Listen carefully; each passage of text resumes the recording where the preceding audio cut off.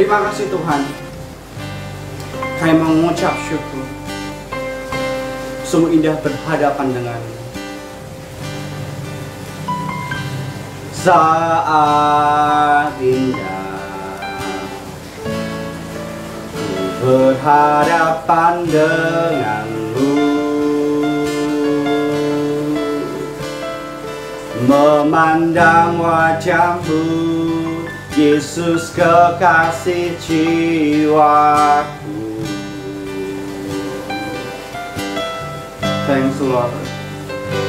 Engkau wadaku, berada dalam pelukanmu, menikmati kasih dan indahnya hadiratmu.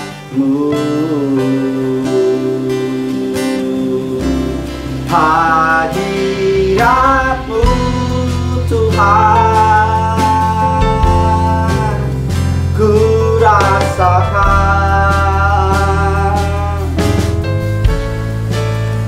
kekudusan-Mu Bapa, penuhiku, ku rindu selalu, ku rindu selalu diam dalam bait-Mu, menikmati kasih anugerah-Mu. Thanks Lord, thanks Lord. Kami mengucap syukur Tuhanku yang dahsyat, yang ajaib. Thanks, thanks. Saat indah ku berhadapan denganmu, memandang wajah-Mu, Yesus kekasih jiwaku.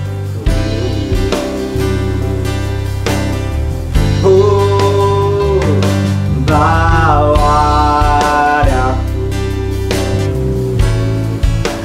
berada dalam pelukan-Mu, menikmati kasih dan indahnya hadirat-Mu. Hadirat-Mu Tuhan, ku rasakan kekudusan-Mu Bapa, penuhiku, ku rindu selalu, ku rindu selalu diam dalam bait-Mu, menikmati kasih anugerah-Mu. Hadirat-Mu Tuhan, hadirat-Mu Tuhan, ku rasakan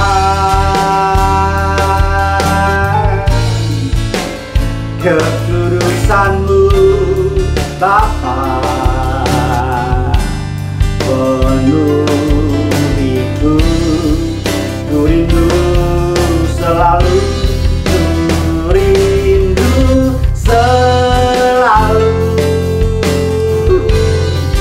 diam dalam bait-Mu, menikmati kasih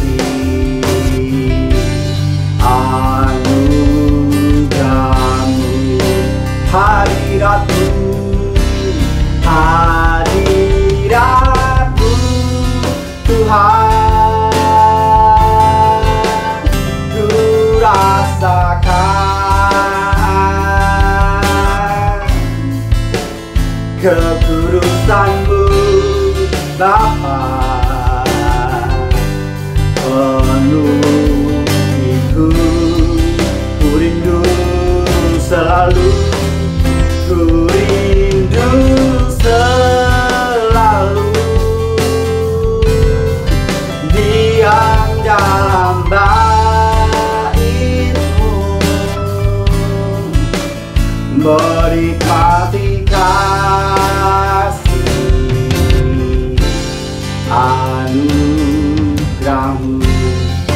Yes, thanks Lord. Kami mengucap syukur Tuhan atas segala berkat-Mu, kasih karunia-Mu yang meliputi dalam setiap kehidupan kami ya Tuhan. Bila kami bergairah akan Engkau Tuhan, beriang-riang akan Engkau Tuhan, kami selalu mengucap syukur dalam setiap keadaan kami ya Tuhan. Terima kasih Yesus. Kami mengucap syukur, kami mengucap syukur Tuhan.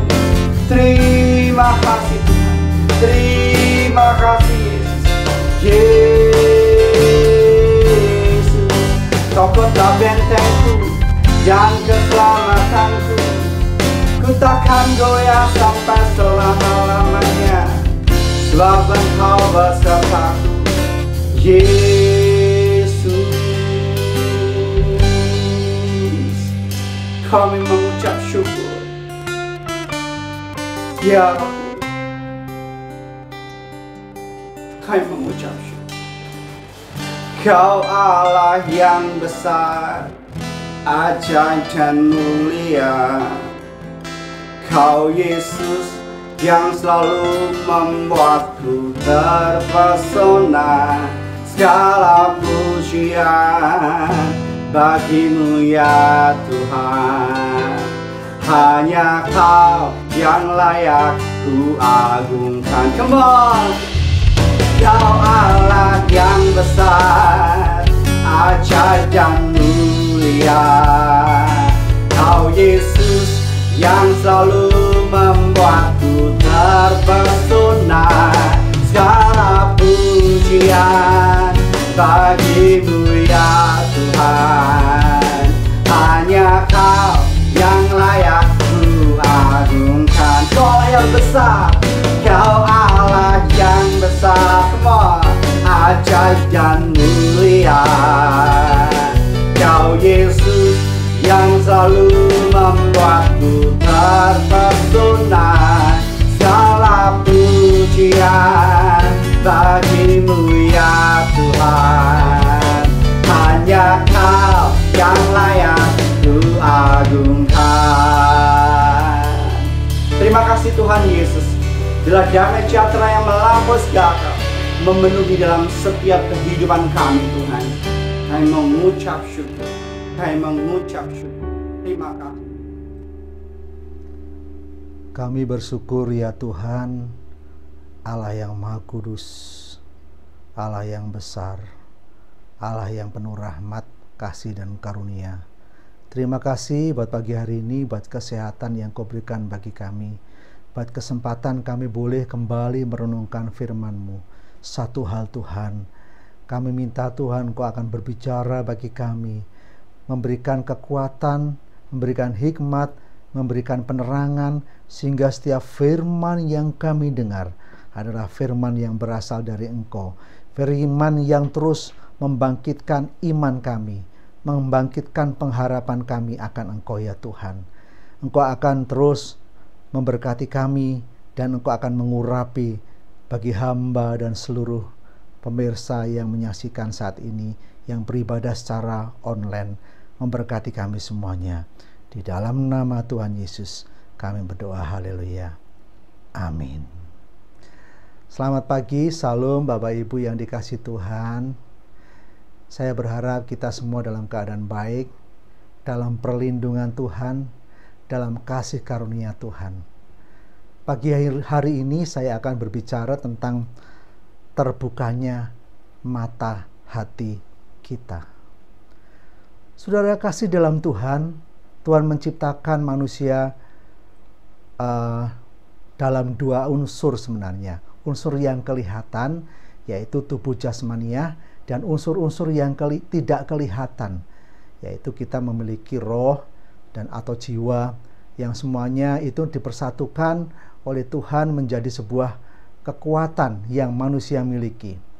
Kadang-kadang manusia memiliki mata jasmani terbuka, tetapi kadang-kadang manusia memiliki mata rohani tertutup.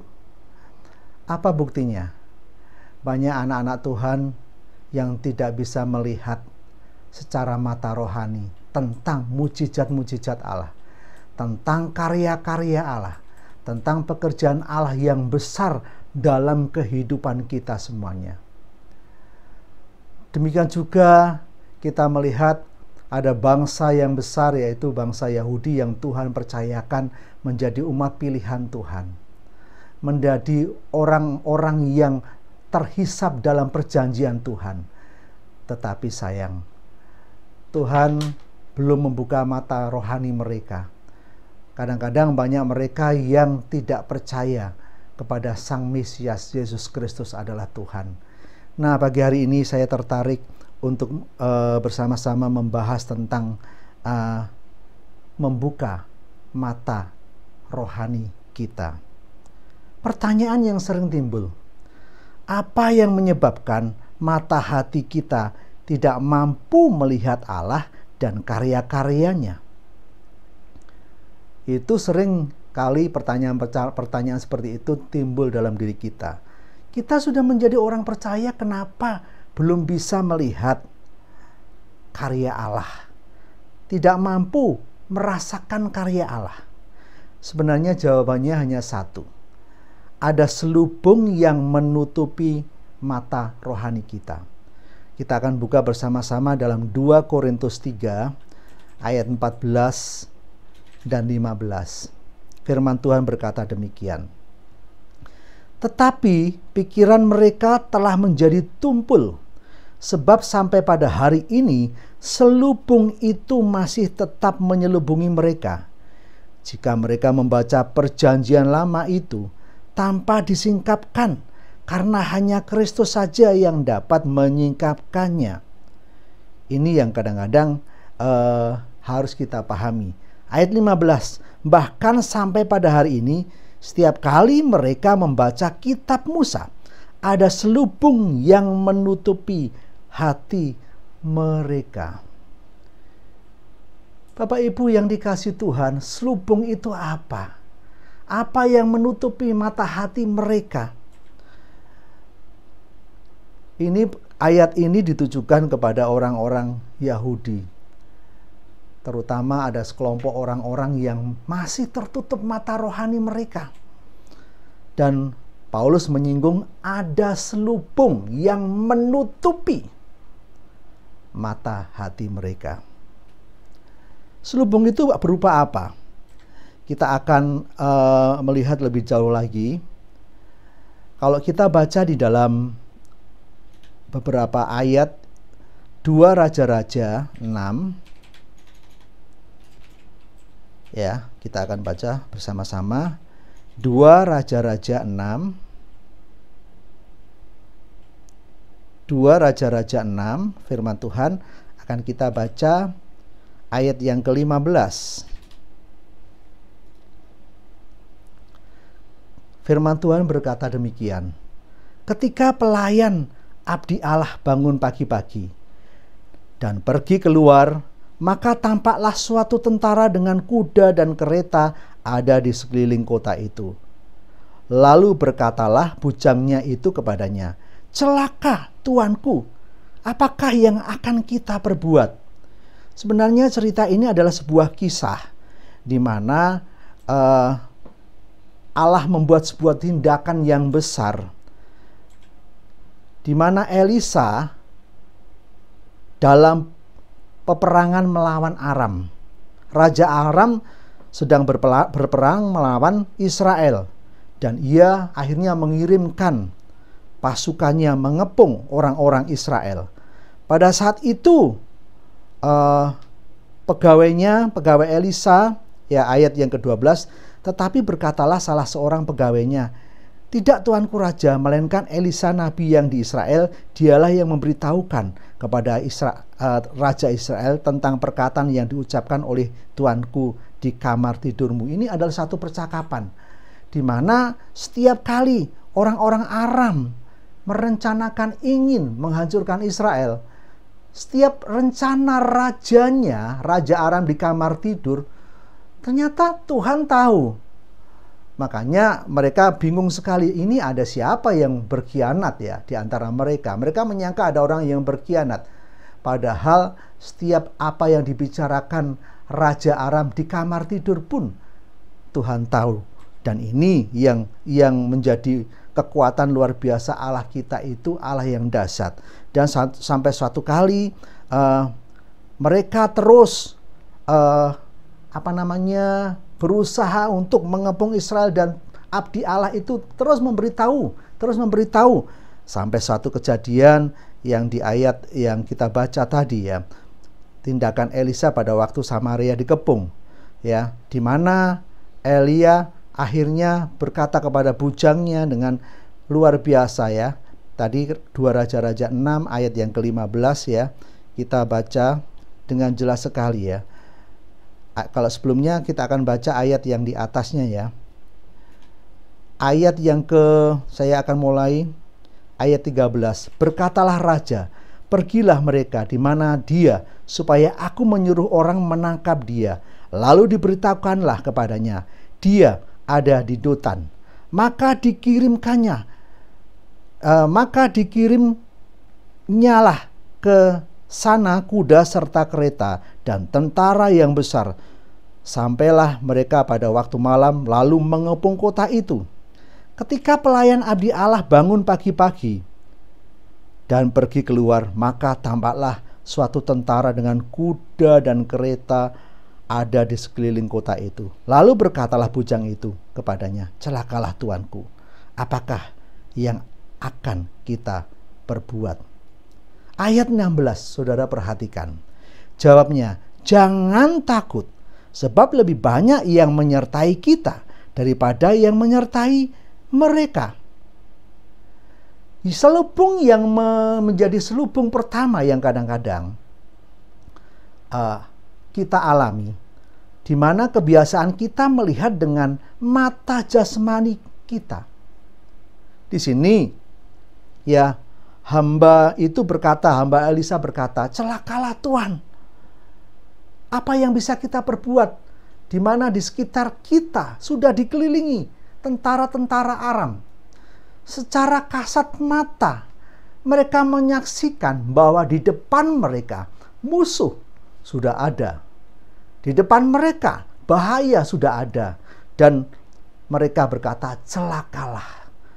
Bapak Ibu yang dikasihi Tuhan, kita sering memiliki kebiasaan melihat dengan mata jasmani apa di depan kita. Kita sering melihat bahaya, kita sering melihat sebuah keadaan yang tidak baik, kita sering menyaksikan suatu keadaan yang tidak menguntungkan. Dan itu kita lihat dengan mata jasmani kita. Oleh karena itu, Tuhan mengajar kepada hamba itu ya, dengan satu peristiwa ilahi yang luar biasa, dengan sebuah pengalaman ilahi yang luar biasa. Kalau kita baca ayat 17, lalu berdoalah Elisa, ya Tuhan, bukalah kiranya matanya supaya ia melihat. Maka Tuhan membuka mata bujang itu sehingga ia melihat. Tampaklah gunung itu penuh dengan kuda dan kereta berapi sekeliling Elisa. Ternyata Bapak Ibu yang dikasihi Tuhan, dengan berdoa Allah membukakan mata rohani hamba itu, sehingga ia bisa menyaksikan ternyata di sekeliling Elisa justru penuh dengan bala tentara kerajaan surga yang jauh lebih besar jumlahnya dibandingkan dengan tentara Aram. Doa menjadi kunci pertama untuk membuka mata hati kita.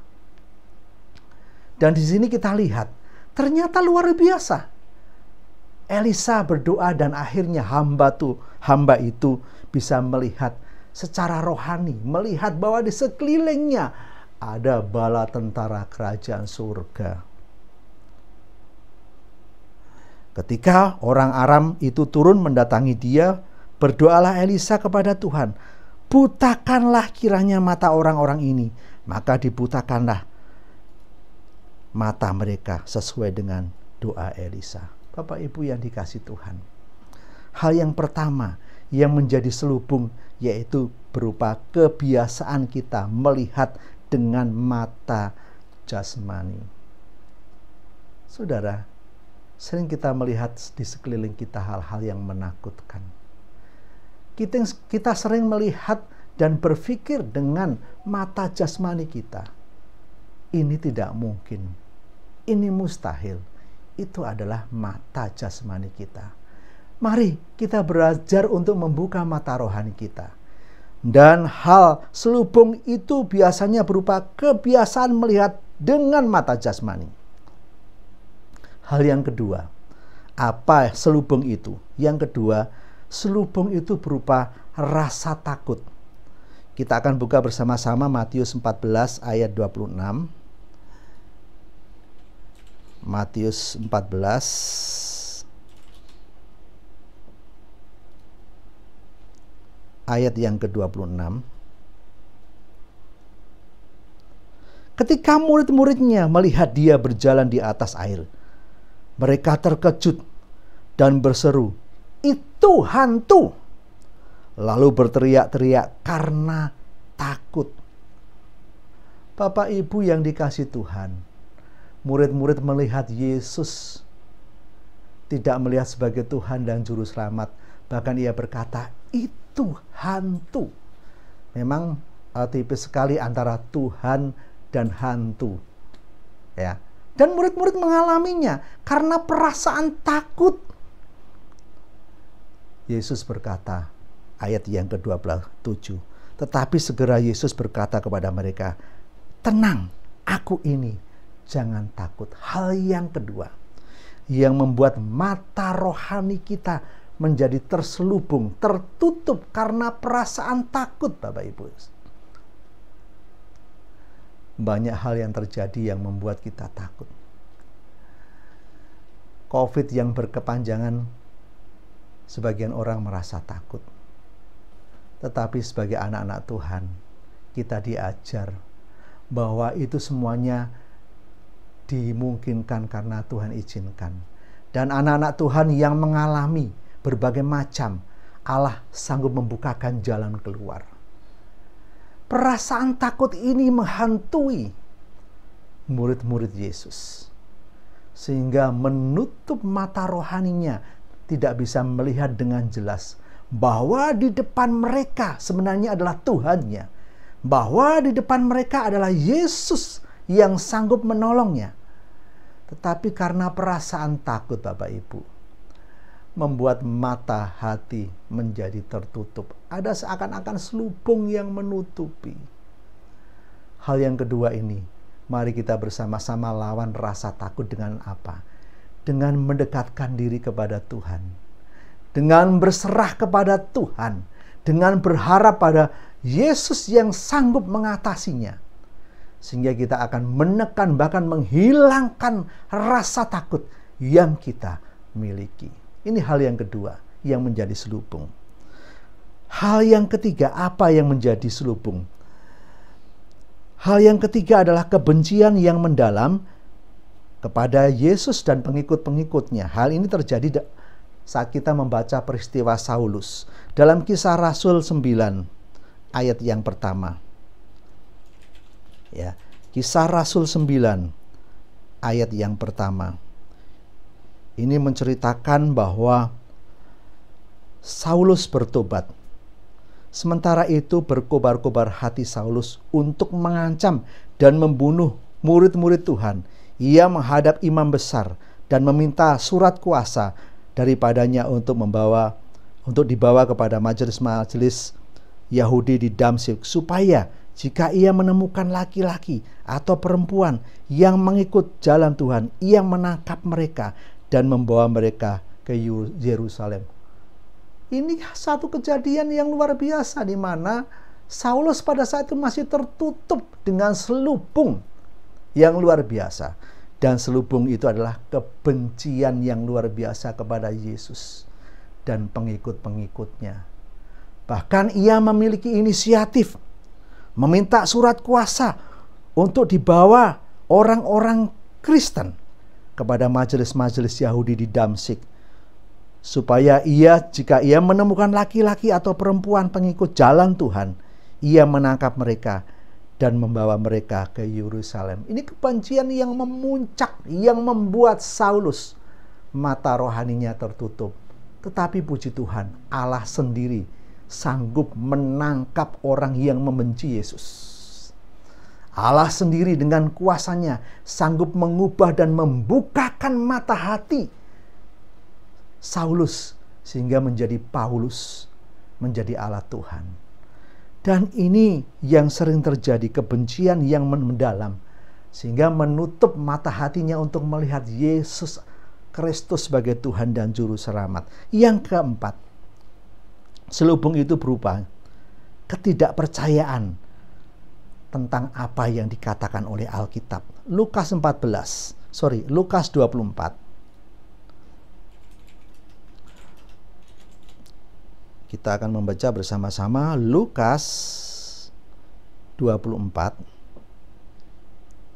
ayat yang ke-16. Lukas 24 ayat yang ke-16. Tetapi ada sesuatu yang menghalangi mata mereka, sehingga mereka tidak dapat mengenal Dia. Ada sesuatu yang menghalangi mata mereka. Apa itu? Yesus berkata kepada mereka ayat 17, apakah yang kamu percakapan sementara kamu berjalan? Maka berhentilah mereka dengan muka muram. Seorang dari mereka namanya Kleopas menjawab, adakah engkau satu-satunya orang asing di Yerusalem yang tidak tahu apa yang terjadi di situ pada hari ini, belakang ini? Katanya kepada mereka, apakah itu? Jawab mereka, apa yang terjadi dengan Yesus orang Nazaret? Dia adalah seorang nabi yang berkuasa dalam pekerjaan dan perkataan di hadapan Allah dan di depan seluruh bangsa kami. Tetapi imam-imam, kepala dan pemimpin-pemimpin kami telah menyerahkan Dia untuk dihukum mati, dan mereka telah menyalibkannya. Padahal kami dahulu mengharapkan bahwa Dia yang datang untuk membebaskan bangsa Israel. Tetapi sementara itu telah lewat 3 hari sejak semuanya itu terjadi. Dan seterusnya, dan Yesus berkata, ayat yang ke-25, lalu ia berkata kepada mereka, hei kamu orang-orang bodoh. Yesus katakan, kamu orang-orang bodoh. Betapa lambannya hatimu, sehingga kamu tidak percaya akan segala sesuatu yang telah dikatakan para nabi. Tidak percaya tentang segala sesuatu yang dikatakan para nabi. Tidak mempercayai firman Tuhan. Itu menjadi selubung yang menutupi ketidakpercayaan terhadap firman Tuhan. Saudara, kita orang-orang percaya harus membuang dan melawan itu. Saudara harus membangkitkan iman saudara untuk mempercayai setiap firman yang ada di dalam Alkitab. Kalau saudara mempercayai, Tuhan akan membukakan selubung mata hati saudara sehingga saudara bisa melihat Allah. Saudara kasih di dalam Tuhan, penyebab inilah yang kadang-kadang sering terjadi. Nah, pertanyaan yang terakhir, bagaimana caranya kita membuka mata hati kita? Ya, tadi di dalam Kisah 2 Raja-Raja 6 ayat 16, ya, firman Tuhan katakan jangan takut, yakin akan penyertaan Allah. Itu menjadi salah satu cara yang pertama. Cara pertama untuk membuka mata hati kita yaitu tidak takut dan yakin akan penyertaan Allah. Cara yang kedua dalam 2 Raja-Raja 6 ayat 17 dikatakan pada saat itu Elisa berdoa. Ternyata doa menjadi kunci untuk membuka selubung kita. Hamba Tuhan mendoakan jemaat, atau dalam satu keluarga satu dengan yang lain saling mendoakan. Ini sarana untuk membuka selubung mata hati kita. Ternyata saat Elisa berdoa, ya, agar bujang itu melihat penyertaan Allah. Dan luar biasa, Elisa juga berdoa, akhirnya orang-orang Aram dibutakan mata jasmaninya. Saudara, doa ini luar biasa. Saudara, jangan pernah berhenti atau berjemu dengan doa. Jangan sampai kita jemu dengan doa. Karena doa ini bagian yang harus ada dalam kehidupan setiap anak-anak Tuhan, orang percaya. Dengan doa, Allah sanggup membukakan selubung yang menyelubungin mata hati orang-orang percaya. Saudara, kalau kita mulai kendor saat ini, mulai meragukan Allah, saudara mulai buka kembali hubungan yang pribadi dengan Tuhan lewat doa. Tuhan sendiri yang akan menjamah hati kita. Tuhan sendiri yang akan membuka mata hati kita, sehingga kita boleh melihat siapa Allah. Sehingga kita boleh merasakan siapa Allah. Sehingga kita boleh mengalami Allah. Saudara, sekali lagi saya katakan, sebagai orang percaya kita harus mengalami Tuhan. Kalau sebagai orang percaya kita belum mengalami Tuhan, mungkin pengenalan kita akan Tuhan belum lengkap. Saat saudara mengalami Tuhan, disitulah saudara akan berkata, oh benar, Allah itu hidup. Mungkin lewat apa? Lewat segala sesuatu yang saudara alami yang saat ini tidak enak. Lewat pengalaman-pengalaman yang saat ini tidak enak. Lewat sebuah pergumulan-pergumulan yang tidak enak. Disitulah saudara akan mengalami Tuhan saat saudara berdoa. Mari saudara, mari jemaat, jangan jemu-jemu dengan berdoa. Ya. Saudara, yang ketiga, bagaimana membuka mata hati kita? 2 Raja-Raja 2 ayat 6. Ya, 2 Raja-Raja. Bentar saya carikan ya. 2 Raja-Raja 2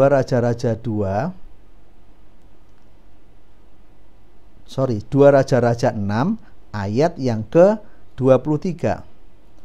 2 Raja-Raja 6 ayat yang ke-23. Nah, ini luar biasa. Ternyata bagaimana membuka mata hati kita, ini sebuah tindakan, yaitu tindakan kasih. Ayat 23, disediakannyalah bagi mereka jamuan yang besar, maka makan dan minumlah mereka. Sesudah itu dibiarkannyalah mereka pulang kepada tuan mereka. Sejak itu tidak ada lagi gerombolan-gerombolan Aram memasuki negeri Israel.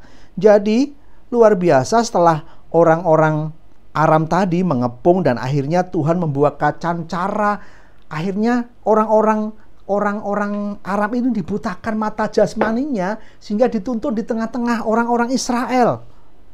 Dan luar biasa, apa yang dilakukannya? Ia tidak membunuh, ya. Ia tidak membunuh. Ini satu peristiwa yang luar biasa, ya, di mana Allah memberikan hikmat untuk mereka tidak membunuh orang-orang itu, bahkan akhirnya diberikan sebuah tindakan kasih. Ya, ayat 23 yang terjadi. Mereka justru menyediakan makanan, jamuan makanan, ini musuh loh ya. Musuh disediakan jamuan makan besar, minuman, dan dibiarkan mereka pulang. Dan akhirnya orang-orang Aram tidak pernah mengganggu orang Israel lagi. Bapak Ibu yang dikasihi Tuhan, membuka mata hati kita dengan kasih. Ini sebuah tindakan. Mungkin orang-orang yang membenci kita, orang-orang yang membenci Yesus, harus diperlakukan seperti ini. Mereka diperlakukan dengan kasih, akhirnya terbukalah mata rohani mereka.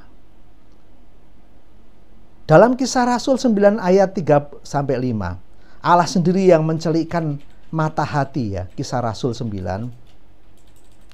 Ini cara yang keempat, di mana bagaimana cara membuka mata hati. Kisah Rasul, ya, Kisah Rasul pasal yang ke-9 ayat yang ketiga. Kisah Rasul 9 ayat yang ketiga. Dalam perjalanan ke Damsyik, ketika ia sudah dekat kota itu, tiba-tiba cahaya memancar dari langit mengelilingi dia. Ia rebah ke tanah dan kedengaranlah olehnya suatu suara yang berkata kepadanya, Saulus, Saulus, mengapa engkau menganiaya aku? Jawab Saulus, siapakah engkau, Tuhan? Katanya, akulah Yesus yang kau aniaya itu. Tetapi bangunlah dan pergilah ke kota. Di sana akan dikatakan kepadamu apa yang harus kau perbuat. Ternyata membuka mata hati itu sebuah cara di mana Allah sendiri mampu membuka selubung mata hati yang keras.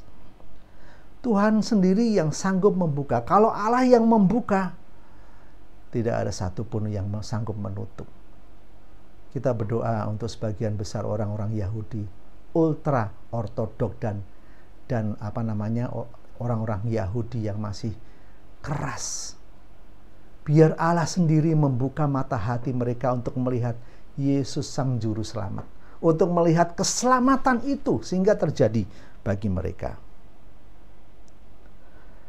Yang terakhir, bagaimana cara membuka mata hati kita? 2 Korintus 3 ayat 16. 2 Korintus 3 ayat 16. Di sini firman Tuhan katakan, 2 Korintus 3 ayat yang ke-16.